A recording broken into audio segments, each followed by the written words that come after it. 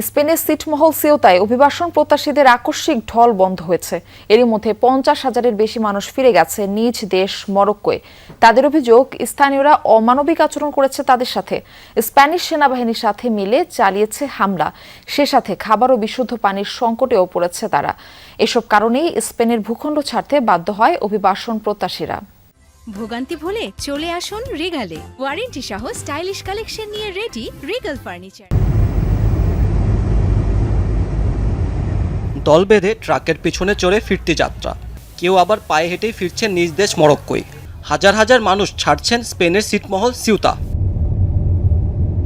2 দিন আগেই উন্নত জীবনের আশায় তারা জীবনের ঝুঁকি নিয়ে সাগর পাড়ি দিয়ে পা রেখেছিলেন স্পেনের এই ভূখণ্ডে।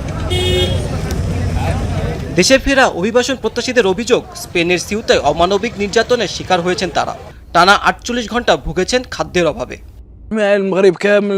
স্পেন বলছে তারা আমাদের সাথে ভালো ব্যবহার করেছে, কিন্তু তা সত্যি নয়। তারা সব দোকানপাট বন্ধ করে দিয়েছে, আমাদের বাঁচার কোনো উপায় রাখেনি। আমরা সিওটায় এসেছিলাম উন্নত জীবনের আশায়, কিন্তু ক্ষুধার জ্বালা সহ্য করতে না পেরে ফিরে যাচ্ছি। 48 ঘন্টা না খেয়ে থাকা সত্যি অনেক কষ্টকর। স্থানীয়দের সহিংস আচরণ ও অস্ত্রের হুমকির মুখে পড়তেও হয়েছে তাদের, এমনই অভিযোগ করছে অনেকেই।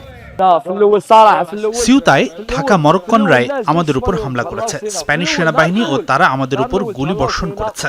আমাদের এক ভাই নিহত হয়েছে। আমি এর বিচার চাই।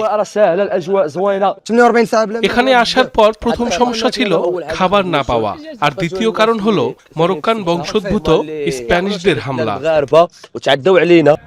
স্পেনের সরকারের তথ্য অনুযায়ী বৃহস্পতিবার থেকে শুরু হওয়া ঢলে অভিবাসন প্রত্যাশীদের সংখ্যা ছিল 60,000। সীমান্ত টপকে প্রবেশের সময় পদতলিত হয়ে এবং সাগরে ডুবে প্রাণ গেছে অন্তত 57 জনের, তার মধ্যে নারী শিশুরাও ছিল। পরিস্থিতি সামাল দিতে রাজধানী মাদ্রিদ ছেড়ে সিউতায় চলে আসেন স্প্যানিশ প্রধানমন্ত্রী পেদ্রো সানচেজ।